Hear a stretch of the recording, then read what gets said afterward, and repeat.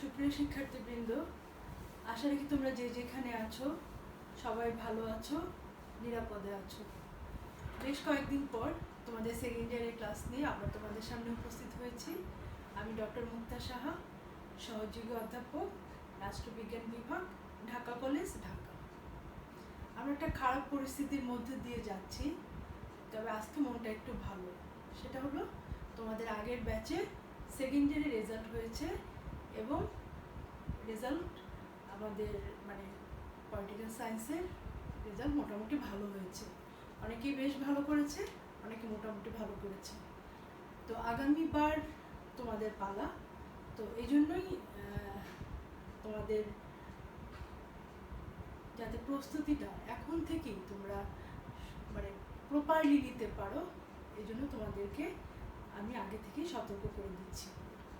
তো যে জিনিসটা আমি সবসময় নর্মাল ক্লাস চলাকালীন বলে থাকি প্রত্যেক ইয়ারে, যে অনার্সের 4টা ইয়ারের মধ্যে সেকেন্ড ইয়ারের সময়টা সবচেয়ে কম। কেমন যেন দেখতে দেখতেই মনে হয় এই শুরু হলো এই শেষ হলো। তো আমি আশা করব যে যদিও আমরা শুধু আমাদের দেশ বা আমরা না, সারা বিশ্ব একটা কঠিন পরিস্থিতির মধ্য দিয়ে আমরা যাচ্ছি, তবে আমাদের যেটা উচিত হবে, পরিস্থিতি যত কঠিন হোক আমরা এর থেকে ভালো শিক্ষাটা নেব এবং এই শিক্ষাটাকে আমরা আমাদের জীবনে কাজে লাগাবো। কারণ আমরা ভয় পেয়ে আমরা সব কিছু গুলিয়ে ফেলে আমরা কোনো সমস্যা সমাধান করতে পারবো না।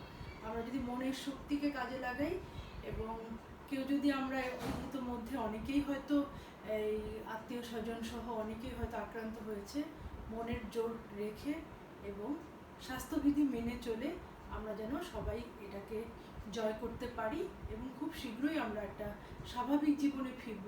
সৃষ্টিকর্তা যেন আমাদের সকলের মনের আশা পূরণ করেন। তো তোমাদের সবাইকে আবারও শুভেচ্ছা জানিয়ে আমি আমার আজকের ক্লাস শুরু করছি। তোমরা সবাই ভালো করে জানো যে আমি তোমাদেরকে যে পেপারটি পড়াই সেটা হলো আন্তর্জাতিক রাজনীতি। আন্তর্জাতিক রাজনীতির বেশ কয়েকটি ক্লাস আমরা এর মধ্যে নিয়েছি। নওশিন ম্যাডাম তোমাদেরকে আমার সঙ্গে পড়াচ্ছেন, ম্যাডামও বেশ কয়েকটি টপিক পড়িয়েছেন। আমি তোমাদেরকে যে পরামর্শটা দিব সেটা হলো, তোমরা কি করবে, প্রত্যেকটা পেপারের জন্য আলাদা ফোল্ডার করবে। যে ইন্টারন্যাশনাল পলিটিক্স আমি আর ম্যাডাম যে বিষয়গুলি পড়াচ্ছি, যে টপিকগুলি পড়াচ্ছি, যে তোমরা যদি একটা ফোল্ডারের মধ্যে রাখো এবং সিরিয়ালি রাখো এবং টপিক লিখে লিখে রাখো, তাহলে তোমাদের কিন্তু প্রিপারেশন নিতে সুবিধা হবে। আর যে কথাটা আমি প্রায় প্রতি ক্লাসে তোমাদের মনে করিয়ে দেই সেটা হলো যে আমরা খুব অল্প সময়ে তোমাদের এক একটা ক্লাস নিচ্ছি, যেটা কিনা ইচ্ছে থাকলেও আমরা বেশি সময় ধরে নিতে পারছি না, কারণ বিভিন্ন ধরনের সমস্যা আছে। তোমরা সারা দেশে ছড়িয়ে রয়েছো, এটাকে ডাউনলোড করতে হয়, নানা ধরনের প্রতিকূলতার মধ্য দিয়ে তোমাদেরকে এই ক্লাসগুলি করতে হচ্ছে। তো আমি যেটা বলবো যে আমরা কি করি, একটা ছোট্ট ক্লাসের মধ্যে তোমাদেরকে একটা টপিকের একটা আউটলাইন বা গাইডলাইন যেটাই বলো সেইগুলি আমরা দেওয়ার চেষ্টা করি। কাজেই তোমরা খুব মন দিয়ে জিনিসগুলিকে শুনবে এবং ছোট ছোট করে আমরা মনে করো একটা মূল বিষয় খুব সংক্ষেপে একটা বিষয় তুলে ধরলাম, তোমরা এটাকে ইন ডিটেল বা বিস্তারিতভাবে তোমরা এখন এটাকে জেনে বুঝে তারপরে পড়বে। কেন এই পেপারটি আমি তোমাদেরকে বলেছি, এই পেপারটি পড়ার অনেক ধরনের গুরুত্ব রয়েছে। প্রথমত, একজন সচেতন ছাত্র হিসেবে এবং একজন সচেতন নাগরিক হিসেবে তোমাকে আন্তর্জাতিক রাজনীতির জ্ঞান থাকতেই হবে। আমরা আধুনিক যদি নিজেকে দাবি করি, আমরা প্রত্যেকেই দাবি করি যে আমরা আধুনিক। এখন যদি আমি তোমাদের কাউকে বলি যে তুমি তো ব্যাকডেটেড, তোমরা খুব মন খারাপ করবে। তার মানে কি, আধুনিকতা তো পোশাকে না যে আমি একটা দোকান থেকে একটা ব্র্যান্ডের জামা কাপড় ঘড়ি করে ফেললাম, আমি আধুনিক হয়ে গেলাম। আধুনিকতা হলো আমরা কত বেশি তথ্য, কত বেশি জ্ঞান বর্তমান বিশ্বে যেখানে যা ঘটছে, আমরা কতটা নিজেকে প্রযুক্তির সঙ্গে আধুনিকতার সঙ্গে আপডেটেড রাখতে পারছি, নিজেকে কতটা আমি যুগের সঙ্গে তাল মিলিয়ে চলতে পারছি, নিজেকে যুগোপযোগী করতে পারছি এবং আধুনিক তথ্যগুলি কতটা নিজের মধ্যে আমি ধারণ করতে পারছি, এই সব কিছু মিলিয়ে হলো আধুনিকতা। তো আমি আশা করব যে আমার প্রতিটা ছাত্র আমার এই কথাগুলিকে গুরুত্ব সহকারে দেখবে, শুনবে এবং যদি মনে করো যে না, এই কথাগুলি মেনে চললে আমাদের উপকার হবে, তাহলে অবশ্যই তোমরা মানবে। কারণ এই আন্তর্জাতিক রাজনীতি তোমরা মন দিয়ে পড়বে, একজন সচেতন ছাত্র, সচেতন নাগরিক, ভালো একটা মার্কস ক্যারি করার জন্য, এবং ভবিষ্যতে যে চাকরির পরীক্ষায় তোমরা বসবে, আশা রাখি 99% স্টুডেন্টের স্বপ্ন ভবিষ্যতে একটা চাকরি করা, সেটা যে ধরনের চাকরি হোক। তবে এমন কোনো চাকরির পরীক্ষায় তোমরা বসতে পারবে না যে চাকরির পরীক্ষায় বাংলাদেশ পলিটিক্স বা ইন্টারন্যাশনাল পলিটিক্স এই দুটোকে বাদ দিয়ে কোনো পরীক্ষা হয় বলে আমার জানা নেই। কাজে এতগুলি বিষয় যদি আমরা একটা পেপার থেকে, একটা বিষয় থেকে জানতে পারি, তাহলে আমরা তো কেউ তো বোকা না, কেউ নিজের ভালো চাই না এমন না। তাহলে প্রত্যেকেই আমরা এই বিষয়টাকে অবশ্যই পড়তেই হবে ক্লাসের জন্য, ভালো রেজাল্টের জন্য। কাজে এটাকে আমরা ভালোবেসে পড়বো, জানার জন্য পড়বো এবং নিজেকে সমৃদ্ধ করার জন্য পড়বো, যেন ভবিষ্যতে আমি বিভিন্ন ধরনের তর্কে, বিভিন্ন ধরনের আড্ডায়, বিভিন্ন ধরনের সমাবেশে আমি বিষয়গুলি নিয়ে কথা বলতে পারি। আমার ভেতরে যদি জানাশোনা থাকে, আমার যদি আগ্রহ থাকে, তাহলে অবশ্যই আমি বিষয়গুলিকে ধারণ করব এবং পাশাপাশি একটা ভালো নাম্বার তো আমরা পাবো। তাহলে আমরা দেখি যে এই আন্তর্জাতিক রাজনীতির কি কি টপিক তোমাদেরকে আমি পড়িয়েছি, তাহলে তোমাদের সুবিধা হবে ক্লাসগুলিকে একসাথে করতে। একটু মনে করিয়ে দিচ্ছি, তোমাদেরকে আমি প্রথম পড়িয়েছিলাম জাতিসংঘ, কারণ ম্যাডাম শুরু করেছিল, নওশিন ম্যাডাম শুরু করেছিল প্রথম দিক থেকে, আমি শুরু করেছিলাম ইন্টারন্যাশনাল অর্গানাইজেশন থেকে। জাতিসংঘ পড়িয়েছি, দ্বিতীয় ক্লাসে পড়িয়েছি আঞ্চলিক সংস্থার মধ্যে সার্ক, আসিয়ান, এই ধরনের কয়েকটা সংস্থা। এরপরে পড়েছি পররাষ্ট্রনীতি, এর পররাষ্ট্রনীতির মধ্যে ছিল সংজ্ঞা, তত্ত্ব, বিভিন্ন তত্ত্ব, লক্ষ্য এবং উদ্দেশ্য পররাষ্ট্রনীতি। এরপরে পড়েছি বাংলাদেশের পররাষ্ট্রনীতির বর্তমান ধারা এবং ন্যামের সঙ্গে বাংলাদেশের কি সম্পর্ক। তোমাদেরকে পররাষ্ট্রনীতি পড়াতে গিয়ে যে বিষয়গুলি এসছে, যে আমরা কোনো জোটে না গিয়ে আমরা ন্যামে যোগদান করেছিলাম এবং এটা কেন, এটা বিস্তারিত করেছি। তাহলে কতগুলি টপিক তোমাদের পড়া হয়ে গেছে এবং ম্যাডামের টপিকগুলি একসাথে করে তোমরা আজকেই একটা ফোল্ডার করবে। আজকে তোমাদের সামনে আমি যে বিষয়টি নিয়ে আলোচনা করব সেটি খুব সহজ। এটা আশা রাখি সবাই এর মধ্যে অনেকগুলি অধ্যায় পড়ে এই অধ্যায় সম্পর্কে তোমাদের একটা ধারণা হয়ে গেছে। সেটা হলো যে আন্তর্জাতিক রাজনীতি, এই যে পেপারটা, এই পেপারটা একটা স্বতন্ত্র পাঠ্য বিষয় হিসেবে এটা অধ্যয়নের গুরুত্বটা কি, কেন আমরা এই আন্তর্জাতিক রাজনীতি পড়ব। আমি তো তোমাদেরকে এমনি সাধারণভাবে বললাম যে আন্তর্জাতিক রাজনীতি পাঠের কেন আমরা পড়বো, এই উপকারিতা কি। এখন তুমি যখন একটা প্রশ্নের মধ্যে উত্তর আকারে লিখতে যাবে, তখন তোমাকে কিভাবে লিখতে হবে। আমার এই বিষয়গুলো অবশ্যই আসবে, তবে সেটা অন্যভাবে একটু সুন্দর করে তোমাদেরকে সাজিয়ে গুছিয়ে লিখতে হবে। যেমন আমরা যখন রান্নাবান্না, তো রান্নাঘরে বিভিন্ন ছড়িয়ে ছিটিয়ে বিভিন্নভাবে রান্নাবান্না করি, কিন্তু যখন আমরা পরিবেশন করি ডাইনিং টেবিলে, তখন এটাকে কে কতটা সুন্দরভাবে উপস্থাপন করতে পারে সেটাই দেখে কিন্তু যারা খাবে তারা কিন্তু তাদের একটা মনোভাব আগে থেকে তৈরি হয়। প্রেজেন্টেশনটা দেখি, প্রেজেন্টেশনটা অনেক বড় একটা বিষয়। কাজেই তোমরা হয়তো অনেকেই অনেক জ্ঞান রাখো ভেতরে, কিন্তু পরীক্ষার সময় বিভিন্ন কারণে তোমরা এই বিষয়গুলিকে প্রপারলি তুলে ধরতে পারো, যার জন্য অনেকের মনে প্রশ্ন থাকে যে ম্যাডাম আমি তো ভালো পরীক্ষা দিয়েছিলাম বা আমার তো প্রিপারেশন ভালো ছিল, কিন্তু আমি কেন নাম্বার আমার এক্সপেক্টেড রেঞ্জে পেলাম না। এটা হলো প্রেজেন্টেশনের জন্য। কারণ তুমি যখন খাতায় উপস্থাপন করবে, সেই উপস্থাপনটা সঠিক হলো কি না, তথ্যগুলি প্রপারলি আসলো কি না, ডাটাগুলি প্রপারলি কারেক্টলি তুমি ইনক্লুড করতে পারলে কি না, পয়েন্টসগুলি সুন্দর করে উল্লেখ করতে পারলে কি না, বানানটা সুন্দর হলো কি না, পরিষ্কার পরিচ্ছন্ন হলো কি না খাতা, ইত্যাদি ইত্যাদি অনেক বিষয়ের সমন্বয়ে একটা পরীক্ষা ডিপেন্ড করে। তো প্রথমত যেটা সবচেয়ে গুরুত্বপূর্ণ আমি বলবো, যে কোনো একটা প্রশ্ন অনেক বেশি বড় করতে গিয়ে তোমরা অন্য প্রশ্ন ছেড়ে আসবে না। এটা মাথায় রাখবে যে প্রতিটা প্রশ্ন তোমাকে টাচ করতে হবে এবং ফুল আনসার করে তুমি পরীক্ষার হল ছাড়বে। তাহলে আমরা একটু দেখি যে কিভাবে আমি একটা প্রশ্নের উত্তর সাজাবো। তাহলে এটা হলো একদম ইন্ট্রোডাক্টরি চ্যাপ্টারের বিষয়। তাহলে তোমাদের যদি এই প্রশ্নটা এরকম থাকে যে আন্তর্জাতিক রাজনীতি বলতে কি বুঝো, এটা তো খুব নর্মাল বিষয়, এটা বিভিন্নভাবে থাকতে পারে এবং এটার সঙ্গে তোমাকে যদি ইন অ্যাডিশন দিয়ে দেয় যে বড় প্রশ্নের মধ্যে যে একটি স্বতন্ত্র পাঠ্য বিষয় হিসেবে আন্তর্জাতিক রাজনীতি অধ্যয়নের গুরুত্ব লিখো, যে এরকম একটি পেপার আমি কেন পড়বো বা প্রয়োজনীয়তাটা কি। অনেক প্রয়োজনীয়তা আছে। এখন তুমি পয়েন্টস লিখলে 20টা থেকে 40টা পর্যন্ত লিখতে পারো, কিন্তু সেটার কোনো প্রয়োজন নাই। সবসময় পয়েন্টস, এটা সবার মনের মধ্যে একটা প্রশ্ন থেকে যায় যে কয়টা প্রশ্ন লিখলে, কয়টা পয়েন্টস লিখলে একটা প্রশ্ন উত্তর মানসম্মত হয়। সেটা হলো, অবশ্যই আমি বলবো যে 12টা থেকে 14টা পয়েন্টস লেখা এনাফ। তবে কেউ যদি 10টার মধ্যে লিখেও সুন্দর করে ভূমিকা উপসংহার সহ ওই যে প্রথম শর্ত ফুল আনসার করতে পারো, তাহলে সেটাও যথেষ্ট। তবে যে কথাটা আমি আরেকবার তোমাদেরকে মনে করে দিতে চাই যে তোমরা কি করবে, একটা প্রশ্নের বেশি পয়েন্টস লিখতে গিয়ে অন্য প্রশ্ন ছেড়ে আসবে না। Be careful about this. এখন দেখো যে আমি বললাম তো অনেক পয়েন্টস তোমরা লিখতে পারো। আমি তোমাদেরকে স্যাম্পল হিসাবে 8টা পয়েন্টস এখানে লিখেছি, আর কয়েকটা পয়েন্টস তোমাদেরকে আমি রিড আউট করে দিব। এবং তোমরা তোমাদের ওজন বুঝে, ওজন মানে কে কতটা স্পিডি লিখতে পারো, কে কতটা মানে মনে রাখতে পারো, যেন তুমি তোমার মানে নিজেরকে মানে প্রস্তুতি নেওয়ার সময় তুমি ওইভাবে নিজেকে প্রস্তুত করবে যে আমাকে পুরো প্রশ্নের সমস্ত উত্তর দিতে হবে। তাহলে একটা প্রশ্নের জন্য আমি কতটুকু সময় পাবো এবং কতটুকু আমি লিখতে পারবো, সেইভাবেই তুমি উত্তরটা মানে এখনই তোমরা বুঝিয়ে ফেলবে।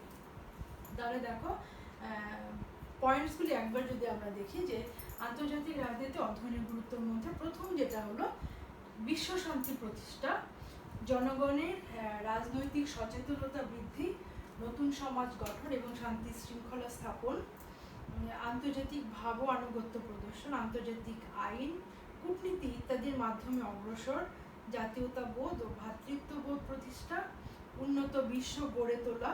তোমাদের দেখা যাচ্ছে কিনা একটু ক্লোজ করে নিয়ে পয়েন্টসগুলি দেখো। আন্তর্জাতিক সমাজে রোগ নির্ণয়, 8টা পয়েন্টস আমি লিখেছি এবং এগুলি খুবই সহজ, এবং একটু একটু করে আমি তোমাদেরকে প্রতিটা পয়েন্টস আলোচনা করে দিচ্ছি। যে বিশ্ব শান্তি প্রতিষ্ঠা, আমরা খুব ভালো করে জানি যে বিশ্ব শান্তি প্রতিষ্ঠা হলো জাতিসংঘ যখন পড়েছি আমরা, যারা আন্তর্জাতিক সংগঠন হিসেবে সবচেয়ে বড় আন্তর্জাতিক সংগঠন হলো জাতিসংঘ। জাতিসংঘের প্রথম যে উদ্দেশ্য এবং লক্ষ্য ছিল সেটা হলো বিশ্ব শান্তি প্রতিষ্ঠা।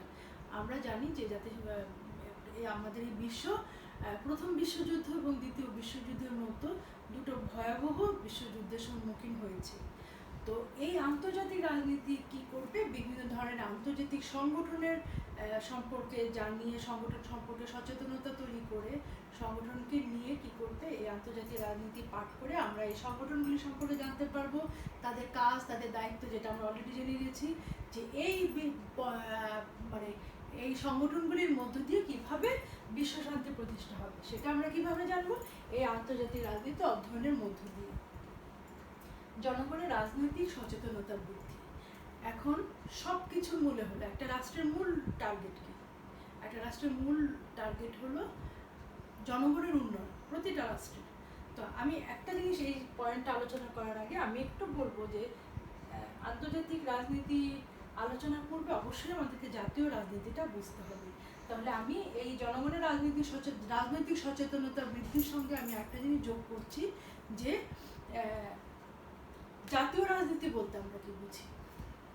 জাতীয় রাজনীতি হলো একটি দেশের অভ্যন্তরে যে আমাদের বিভিন্ন রাজনৈতিক কর্মকাণ্ড চলছে, সেটা হলো জাতীয় রাজনীতি। তবে মানুষ যেমন একা থাকতে পারে না, কোনো রাষ্ট্র তেমনি বিশ্বের বুকে একা টিকে থাকতে পারে না। তো মানুষকেও যেমন মানুষের সাথে সম্পর্ক রাখতে গেলে নর্মাল কিছু নীতি, নৈতিকতা, বিভিন্ন ধরনের মেনটেন করতে হয় বিভিন্ন কিছু, ঠিক তেমনি একটা রাষ্ট্রের সঙ্গে সম্পর্ক করতে গেলেও তাদেরকে অনেক কিছু মেনটেন করতে হয়। কিন্তু আমি সম্পর্ক করবো, আমার অনেক ভালো সম্পর্ক থাকবে, কারণ আমরা জানি না আমরা কোন দেশ কখন বিপদে পড়বে, এবং কোনো দেশই স্বাধীন হতে পারে না বা মানে বিশ্বের বুকে মাথা উঁচু করে দাঁড়াতে পারে না যদি অন্য রাষ্ট্র তাকে সহযোগিতা বা সাপোর্ট সেই অর্থে না করে। তো আমরাও যখন স্বাধীনতা লাভ করেছিলাম, আমরা খুব ভালো করে জানি যে আমরাও বিভিন্ন দেশের সহযোগিতা পেয়েছি। তো অবশ্যই আমাদের এই যে রাজনৈতিক সচেতনতা, এটা আমাদের থাকতে হবে। এটার মেইন বিষয় কি, আমি অন্যের সাথে সম্পর্ক রাখবো, এই বিষয়ে কোনো সন্দেহ নেই, কিন্তু আমার মূল লক্ষ্য হলো আমার নিজ দেশের স্বাধীনতা এবং সার্বভৌমত্ব। আমার নিজ দেশের স্বাধীনতা, সার্বভৌমত্বকে অটুট রেখে এরপরে আমার অন্য রাষ্ট্রের সঙ্গে সম্পর্কে চিন্তা করতে হবে। অন্য রাষ্ট্রের সাথে সম্পর্ক মেনটেন করতে গিয়ে আমার মূল উদ্দেশ্য কি হবে, যে কূটনীতির মাধ্যমে আমি অন্য রাষ্ট্রের ভালো যে দিকগুলি আছে সেইগুলি আমি আমার রাষ্ট্রে প্রয়োগ করার চেষ্টা করব, কিন্তু সেটা সৌহার্দ্যপূর্ণ একটা সুন্দর সম্পর্কের মধ্য দিয়ে। তাহলে আমরা দেখি যে এর জন্য রাজনৈতিক সচেতনতা কিভাবে কাজে লাগে। রাজনৈতিক সচেতনতা তাহলে কিভাবে সৃষ্টি হবে, এই আন্তর্জাতিক রাজনীতি যদি আমরা সঠিকভাবে পড়ি, জানি এবং বুঝি। যে আমি যদি সচেতন না হই, এখন আমি যদি সচেতন না হই, একটা কথা বোঝো যে সচেতনতা হলো সব কিছুর ঊর্ধ্বে। তুমি পড়লে, মার্কস পেলে, একটা ইয়ার পার করলে, সার্টিফিকেট পেলে, কিন্তু তুমি কোনো বিষয়গুলির ভেতরে ঢুকলে না, নিজের জীবনে সেই শিক্ষাটাকে কাজে লাগালে না এবং সচেতন হলো না, তাহলে সেই শিক্ষাটা তোমার কোনো কাজে আসলো না। তাহলে আমার যে কোনো শিক্ষাকে যদি আমি মনে করি এটাকে আমার জীবনে প্রয়োগ করলে আমার জীবন সুন্দর হবে, অবশ্যই আমি সেটাকে প্রয়োগ করার চেষ্টা করব। ঠিক তেমনি আমাদেরকে অবশ্যই রাজনৈতিকভাবে জনগণকে সচেতন করতে হবে, এবং এই সচেতনতাটা তৈরি হবে এই আন্তর্জাতিক রাজনীতি এই বিষয়টা জানার মধ্য দিয়ে। এরপরে দেখো যে নতুন সমাজ গঠন ও শান্তি শৃঙ্খলা স্থাপন। আমরা কি করি, আমরা সময়ের সাথে সাথে সমাজ পরিবর্তিত হয় এবং শান্তি শৃঙ্খলা স্থাপন, যেটা আমরা বললাম যে বিশ্ব শান্তি রক্ষা করার জন্য কি হয়েছে, বিভিন্ন ধরনের আন্তর্জাতিক সংগঠন তৈরি হয়েছে। ঠিক তেমনি এই আন্তর্জাতিক সংগঠনগুলোরও মেইন কাজ হলো বিভিন্ন রাষ্ট্রের মধ্যে শান্তি শৃঙ্খলা যেন বজায় রাখে। এবং আন্তর্জাতিক সংগঠন তো থাকবেই, এটা অনেক অনেক ক্ষেত্রেই অনেক ধরনের প্রশ্নবিদ্ধ এই বিষয়গুলি, কিন্তু আমাদেরকে শান্তিটা প্রথমে কোথায় আনতে হবে, শান্তিটা আনতে হবে নিজেদের মধ্যে, নিজের রাষ্ট্রের মধ্যে। কারণ আমার একটা জিনিস ছোট্ট করে দেখো, যে তোমার ঘরে যদি অশান্তি থাকে, তুমি যদি একটা শান্তিপূর্ণ জীবন যদি তুমি যাপন করতে না পারো, তুমি যদি সার্বক্ষণিক মানসিকভাবে তুমি নানা ধরনের সমস্যার মধ্যে থাকো, তাহলে কিন্তু তুমি নিজে ভালো থাকবে না, তোমার পরিবারও ভালো থাকবে না, তোমার এই খারাপ থাকাটা পরিবারের উপরে প্রভাব ফেলবে। ঠিক তেমনি একটা রাষ্ট্র যদি খারাপ থাকে, সেই রাষ্ট্রের জনগণের এই খারাপ থাকাটা রাষ্ট্রের উপরে প্রভাব ফেলবে। এবং এই বিষয়টা লুকিয়ে রাখা যাবে না, যে আমার দেশ যদি কোনো কারণে বিভিন্নভাবে শান্তি শৃঙ্খলা বিঘ্নিত হয়, এটা বিভিন্ন দেশ নানাভাবে জেনে যাবে, এবং তখন কি করবে, বিভিন্ন দেশ চেষ্টা করবে হস্তক্ষেপ করতে। তবে আমাদের মূল কথা যেটা, যে আমরা অবশ্যই অন্য রাষ্ট্রের সাথে সুসম্পর্ক বজায় রাখবো, কিন্তু নিজ দেশের স্বাধীনতা এবং সার্বভৌমত্ব বজায় রেখে। ঠিক তেমনি ব্যক্তি জীবনে ওই কথাটা মাথায় রাখবে, যে ব্যক্তি জীবনেও তুমি বন্ধুত্ব করবে, কিন্তু তুমি নিজের একটা যদি ব্যক্তিত্ব বজায় রাখো, যে তোমার একদম একান্ত ব্যক্তিগত বিষয়ে তোমার কোনো যত কাছের লোকই হোক তোমাকে যেন ইন্টারফেয়ার করার সুযোগ না পায়। কারণ তুমি তোমার সমস্যা নিজে কিভাবে সমাধান করা যায়, বা তুমি যাকে মনে করো যে এই সমস্যাটা তার কাছে বললে আমি একটা সঠিক পরামর্শ পাবো, তুমি তাকেই বলবে। তুমি এমন কাউকে তোমার সমস্যা বলবে না যে দুদিন পর তুমি এই সমস্যা থেকে বের হয়ে আসবে, কিন্তু তোমাকে এই নিয়ে কথা শুনতে হবে, উল্টো তুমি সেই পেছনে ফিরে যাবে, তোমার কষ্টটা আরও দ্বিগুণ হবে। কাজে এই বিষয়গুলি সচেতনভাবে, যেমন ব্যক্তি জীবনে কেন আমি ব্যক্তি জীবনকে এখানে সিমিলারিটি আমি আনি, কারণ ব্যক্তি জীবন কিছু ব্যক্তি মিলে একটা রাষ্ট্র, কিছু রাষ্ট্র মিলেই বিশ্ব। কাজে আমরা যদি ব্যক্তি জীবনে ভালো থাকি, আমরা রাষ্ট্রীয় জীবনে ভালো থাকবো, এবং টোটাল বিশ্ব একসময় ভালো থাকবে। কারণ আমাদের টার্গেটই হলো নতুন সমাজ গঠন এবং শান্তি শৃঙ্খলা স্থাপন। তাহলে এটা আমরা কীভাবে পাবো, এটা আমরা পাবো এই আন্তর্জাতিক রাজনীতি অধ্যয়নের মধ্য দিয়ে। এরপরে আন্তর্জাতিক ভাব ও আনুগত্য প্রদর্শন, যেটা আমরা অলরেডি আলোচনা করে ফেলেছি। আমরা সম্মান দিলেই সম্মান পাবো। কি করতে হয়, আগে মানুষকে সম্মান দিতে হয়। আমি যদি অন্য রাষ্ট্রকে সম্মান দিই, তাহলে অন্য রাষ্ট্রের কাছ থেকেও আমি সেই সম্মানটুকু আশা করব। এরপরে দেখো আন্তর্জাতিক আইন, কূটনীতি ইত্যাদির মাধ্যমে অগ্রসর।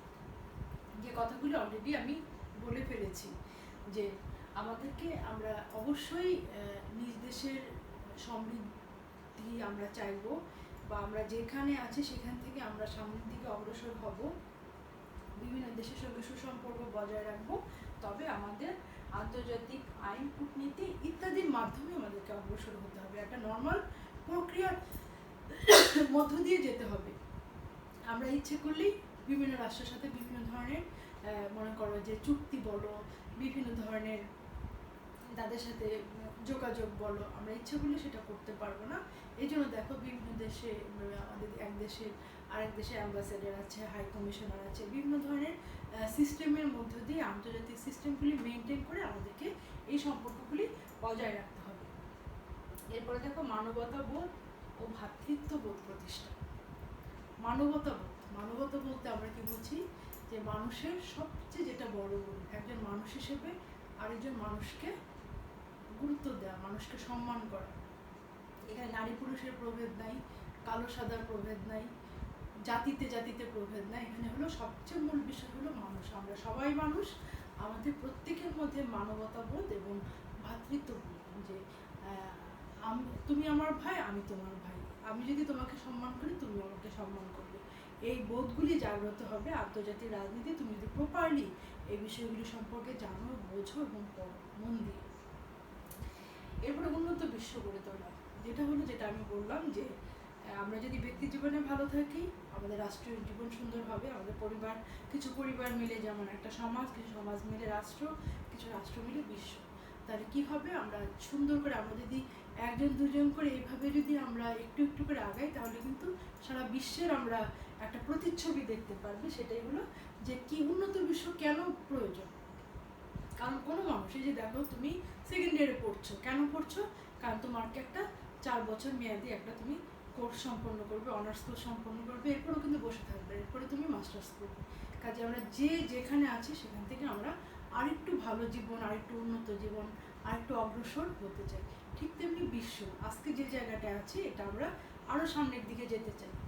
এরপরে দেখো যে আন্তর্জাতিক সমাজে রোগ নির্ণয়, এটা আন্তর্জাতিক রাজনীতি মানে পাঠ করার মধ্য দিয়ে, জানার মধ্য দিয়ে আমাদের সমাজে রোগ নির্ণয় বলতে প্রবলেমগুলি কী, সেই প্রবলেমগুলিকে আমাদের ফাইন্ড আউট করতে হবে। এবং প্রবলেম ফাইন্ড আউট করা মানে প্রবলেম অর্ধেক সমস্যার সমাধান হয়ে যাওয়া।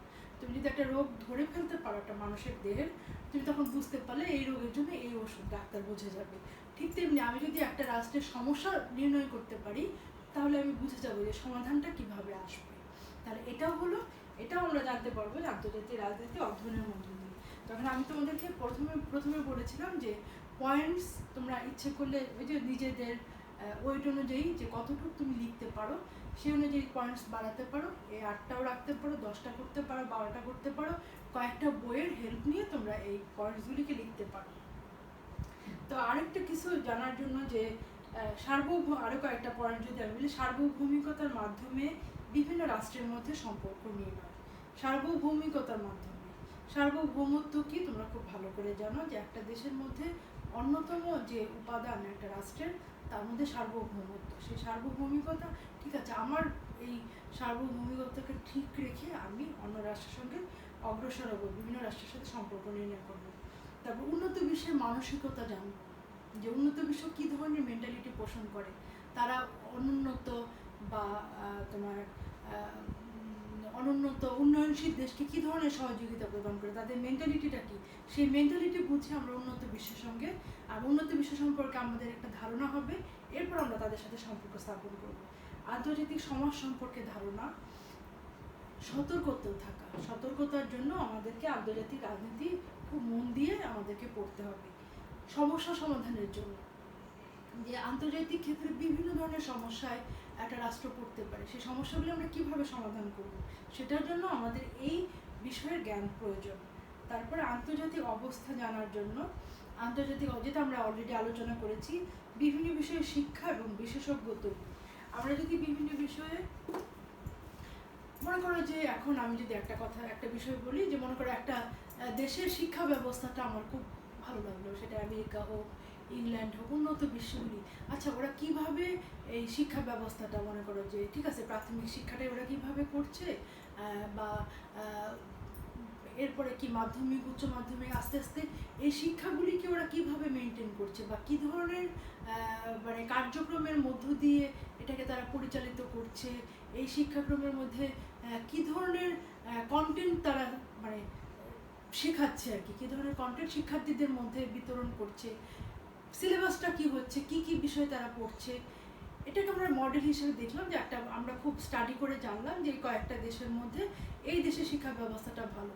তো সেই শিক্ষা ব্যবস্থাটা যদি আমরা জানতে চাই, তাহলে আমাদের তাদের সঙ্গে একটা সুন্দর সম্পর্ক স্থাপন করতে হবে, কারণ চাইলেই তারা আমাদেরকে তাদের সব কিছু আমাদেরকে জানিয়ে দেবে না। তাহলে এই সুন্দর সম্পর্ক আমরা লুকিয়ে লুকিয়ে কিছু করতে চাই না, আমরা সুন্দর সম্পর্ক স্থাপনের মাধ্যমে আমরা সেই দেশের শুধু শিক্ষা না, সেটা বিভিন্ন সেক্টর হতে পারে, অর্থনৈতিক ক্ষেত্রে হতে পারে, কালচারাল সাইডে হতে পারে, রাজনৈতিক সেক্টরে হতে পারে, বিভিন্ন ধরনের উন্নত বিশ্বের এই শিক্ষাগুলিকে আমরা চেষ্টা করব আমরা আমাদের মতো করে কূটনীতির মাধ্যমে সুন্দর সুন্দর সংগঠনের মাধ্যমে, যেরকম আমরা বিভিন্ন রাষ্ট্রের সঙ্গে যুক্ত হয়েছি, এই রাষ্ট্রগুলির সঙ্গে এই সম্পর্কগুলি মেনটেন করে তাদের ভালোটা আমাদের রাষ্ট্রের মধ্যে ইনক্লুড করে আমাদের রাষ্ট্রটা যে জায়গাটায় আমরা আছি এই রাষ্ট্রটাকে আরও সামনের দিকে, আরও উন্নতির দিকে সামনে এগিয়ে নিয়ে যাওয়ার জন্য, এটাই হবে আমাদের মূল লক্ষ্য। তো আমরা এই এতক্ষণ ধরে যে আলোচনাটা করছিলাম যে আন্তর্জাতিক রাজনীতি অধ্যয়নের গুরুত্ব আমরা বুঝে গেলাম। আশা রাখি তোমরা এই বিষয়ে একটা পরিষ্কার ধারণা পেলে, যদিও সংক্ষেপে আমি যতটুকু পারলাম আমি চেষ্টা করলাম, বাকিটা তোমরা নিজেরা একটু মন দিয়ে শুনে নিজেরা 2-3টা বই নিয়ে তোমরা এই অধ্যায়টা এই বিষয়টা সুন্দর করে নোট করে ফেলবে, কারণ এটা খুব ইম্পর্টেন্ট একটা টপিক।